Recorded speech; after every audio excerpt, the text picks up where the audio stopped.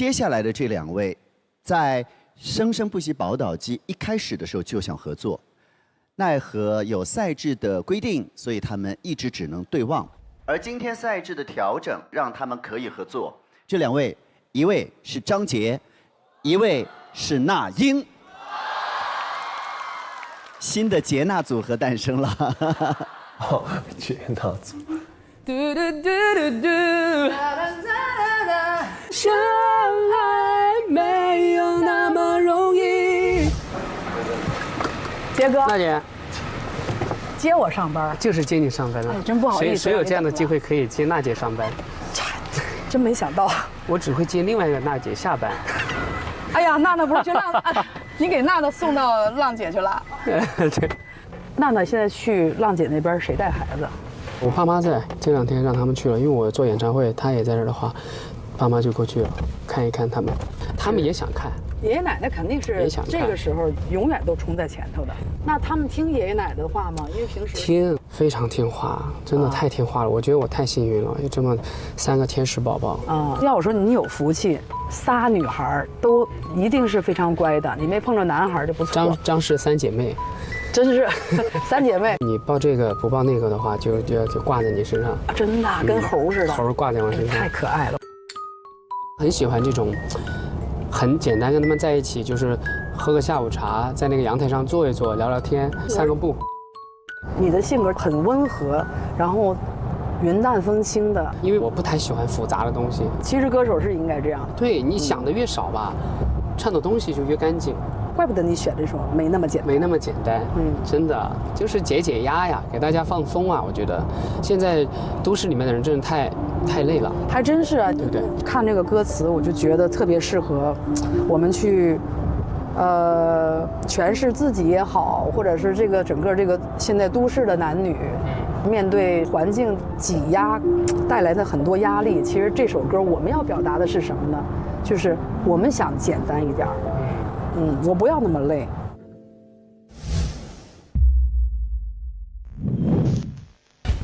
那英、张杰，他们都没那么简单。特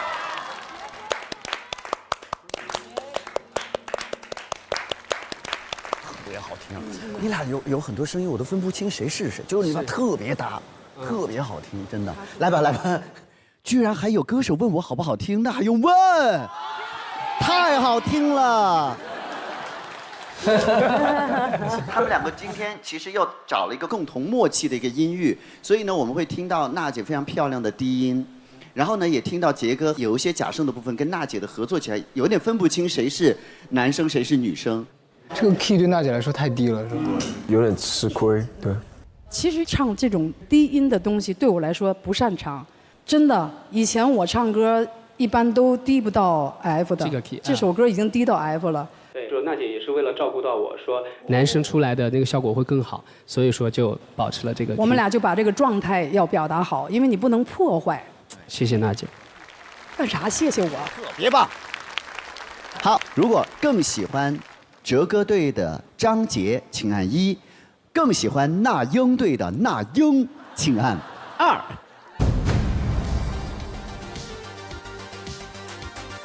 我是娜娜。我是杰，我们是新的组合，叫杰娜。姐呢？在家庭里边，谁的地位比较重要？娜娜。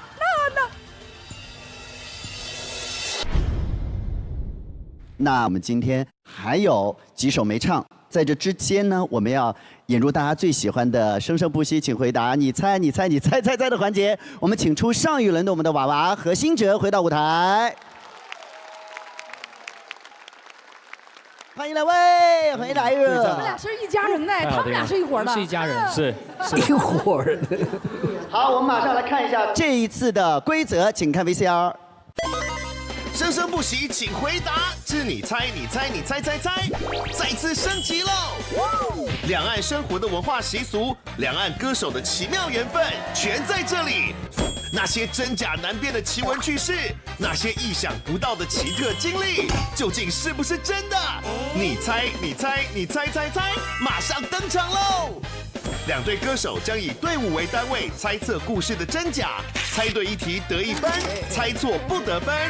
累积分数更高的队伍，将为支持你们的观众赢得小芒 APP 提供的生生不息专属礼品哦。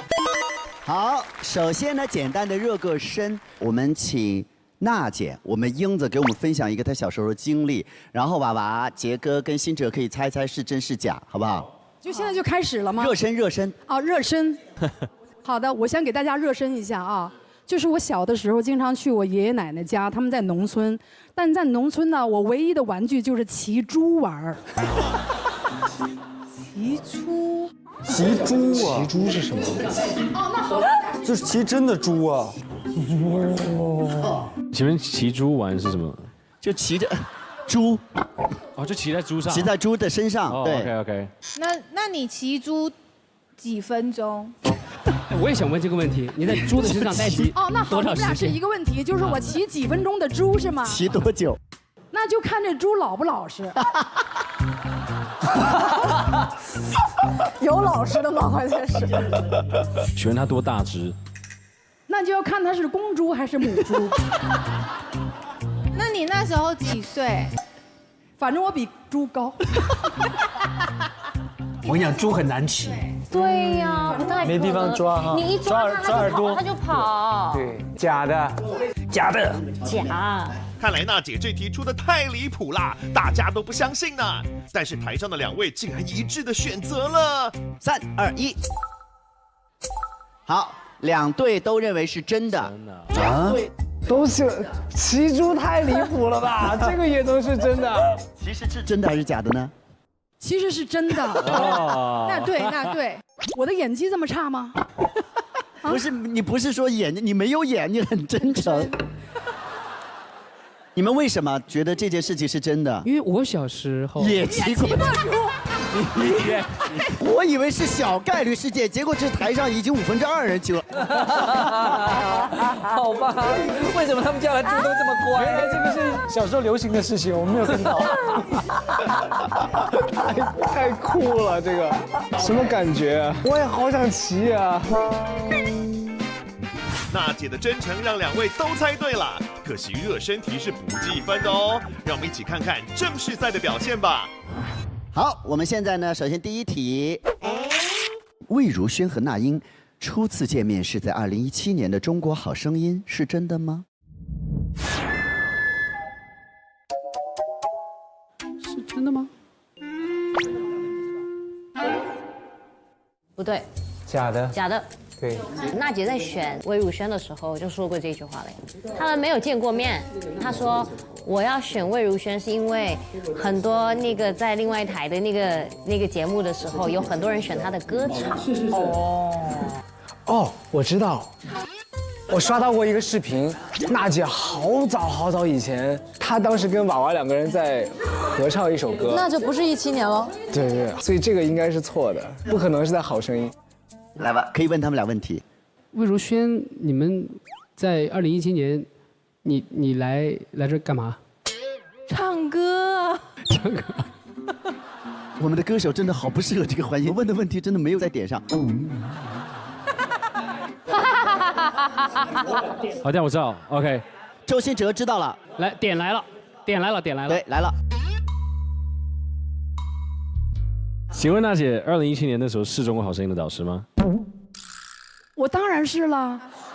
哦，是吗？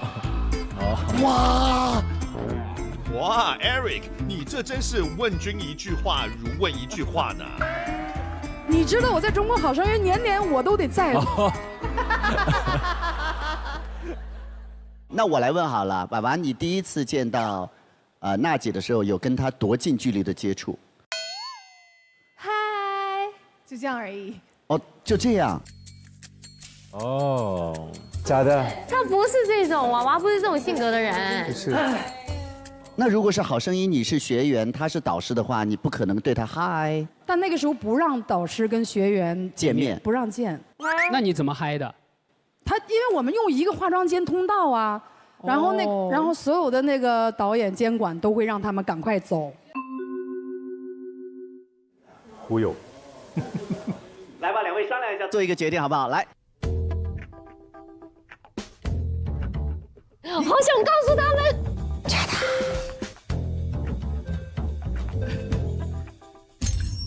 假。假。好，假的真不了。哎，其实呢，是真的吗？没有，没有。我们见过吗？见过。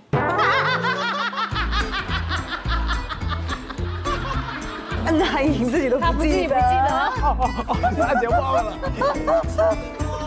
怎么办？娃娃错付了，他都不记得你跟你见过。见过。有，真的有。但是呢，我不是学员，我没有去比赛。但你是其中一个导师，我为什么要去？是因为陈奕迅他是导师，然后Eason找我去当一个助阵那个。对。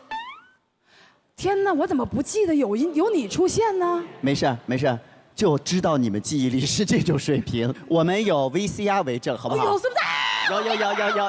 哇，要看，请看。啊哈，娃娃你是躲不掉的啦！其实这种偏差在第一期就有迹可循。魏如萱，那英，天哪，好久想见你，好久不见，特别想见你。啊，我也是。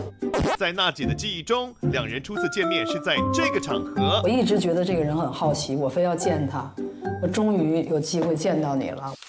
但在娃娃的记忆中，两人初次见面是在这个场合。思想绕绕着我唯的家当，我要逃亡。他就站在你面前，你看他几分像从前。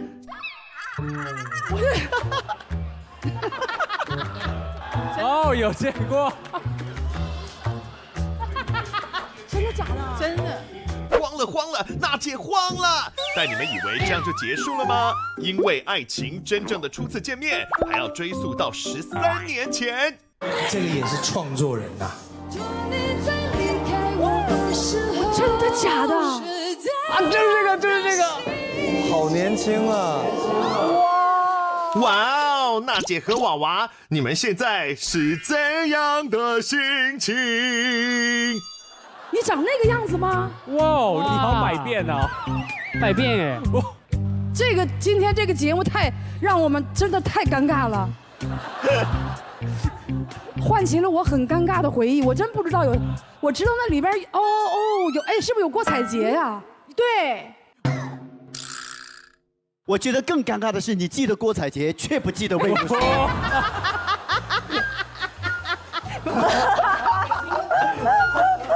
是吧？真的哎，太丢脸了，气死我了！好，我给你道歉了，没关系，我爱你啊，爱你。没事，娜姐她也不记得，你没发现吗？她自己也不记得。但是最后的结局，他们获胜了，对。等一下，他为什么答对了？因为他们说是假的呀。不是初次啊。初次是不是你们第一次见面？对，不是。初次是很早13年前。13年也算呢。天哪，2级了！娜姐，你还是没搞清楚状况啊！规则也搞不懂，记忆又出现错乱，态度还特别横。何老师，没事，你们俩专心的把这题答对，就是平局，好不好？好，这一题，来自小杰的题目。张杰上《康熙来了》，声称自己喝过四川麻辣火锅的汤，吓坏了主持人，这是真的吗？你，感觉像是真的啊，有点像啊。我觉得是真的。他有喝过，肯定。真的，我觉得是。一定，四川人是喝的，假的吧？来，问问题的时间到喽。我觉得是假的。不是，他们又不是不知道可以问问题，他们是没有问题可以问，这就是他们的问题。不是啊，四川麻辣火锅汤的汤不能喝吗？很辣。能喝啊。对啊。所以啊，他喝了以后是把台湾主持人给吓死了。是这个意思，等一下，宝贝，是吓坏。哦，吓坏。这个吓坏和吓死是娱乐新闻和社会新闻的区别。哎呦，我发现我们俩真的是上他的节目，就我们俩就是白痴。别！娜姐，你要这样说，真的会吓坏何老师了哦。等一下，我发现一件事情。什么？你有上过《康熙来了》吗？这个音效还可以啊。他一定上过《康熙来了》吗？有吗？哎，你的表情气死！你去上没上过？我上过。康熙来了。这一听就是看过。跟你一起上的人有谁？不记得，好像只有你一个，你这么大牌。不是，我想想，不记得。我看出来是假的了，是吧？好，是真的吧？真的吧？来，准备3、2、1，请选择。假。哎。娜姐自信环顾，那么这道题到底是真是假呢？杰哥当年真的有上过《康熙来了》啦！要欢迎一位我的朋友，现在新崛起的新一代的歌王张杰先生，好。杰哥在节目中曾经这样分享自己的独家口味：成都锅它会比较香辣，我小时候我就经常喝。我去长沙的时候，谢娜有带我去吃饭，他们就一直推荐每一道好吃的菜，结果都是还没有上来，我整个嘴唇就已经肿起来了。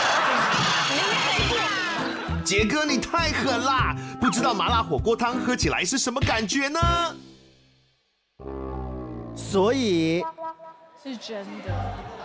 这道题的答案应该是真的。哇！哎呀，厉害！结果我们猜对了。对。还说我没上过《康熙来了》。两位歌手互相出题，看来是哲歌队更胜一筹。接下来，台湾会长伟忠哥还有最后一道题，不知道歌手们能不能抓住最后一次机会呢？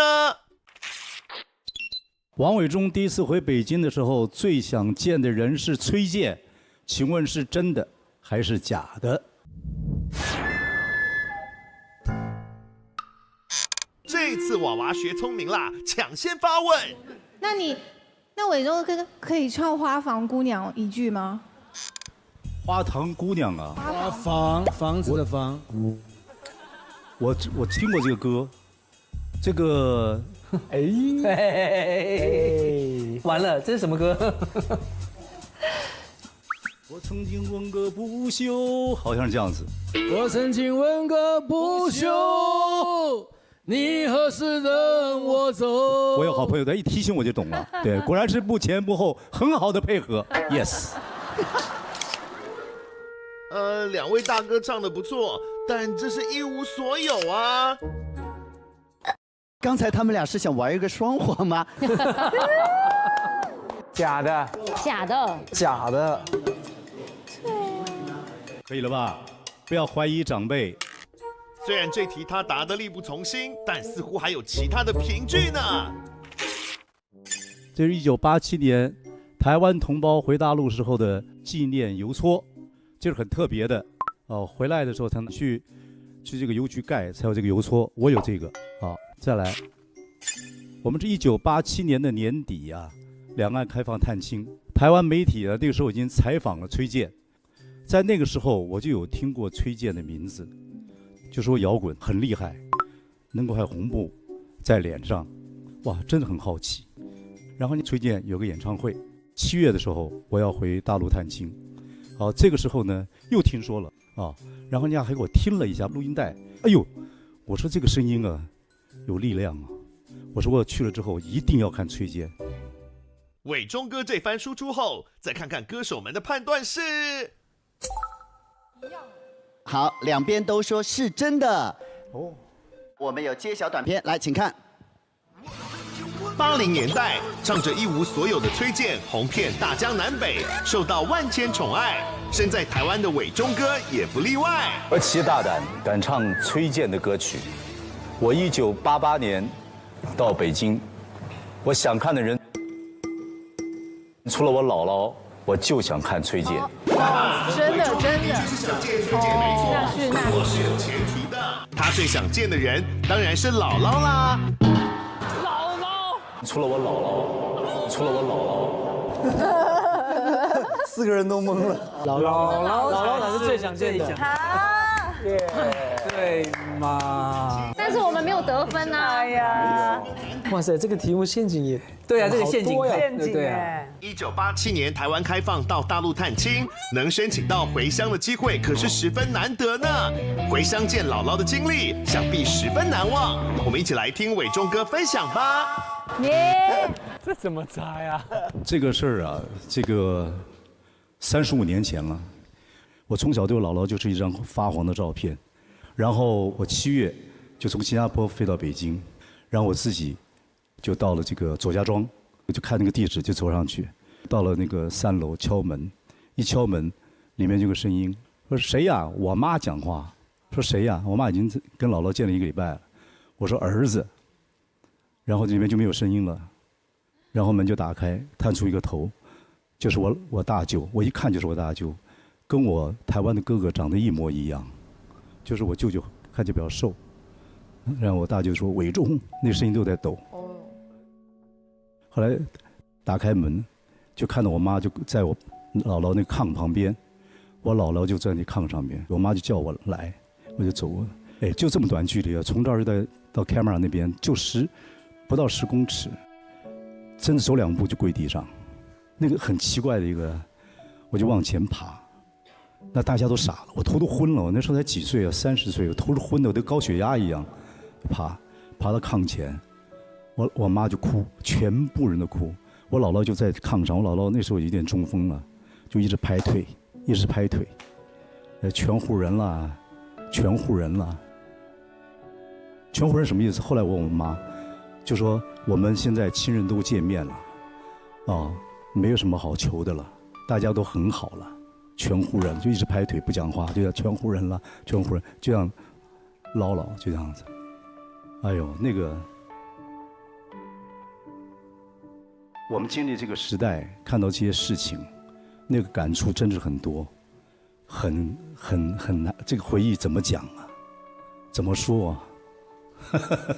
谢谢。很感动，特别感动。非常感人，谢谢伟忠哥的分享，谢谢。多么重要的一个时刻，就是今天伟忠哥讲起来，那个房间的光线、距离，包括他的一举一动，甚至他当时内心的活动，都是历历在目。经历过那个时代的人们，都会珍惜这份来之不易的团聚。或许这是每个异乡游子和至亲心中割舍不掉的牵挂。伟忠哥的分享，让我们更想为每一位期盼送上祝福。好了，以上就是今天的请回答环节，哲哥队最终以1分的优势获胜。让我们期待下次再见吧。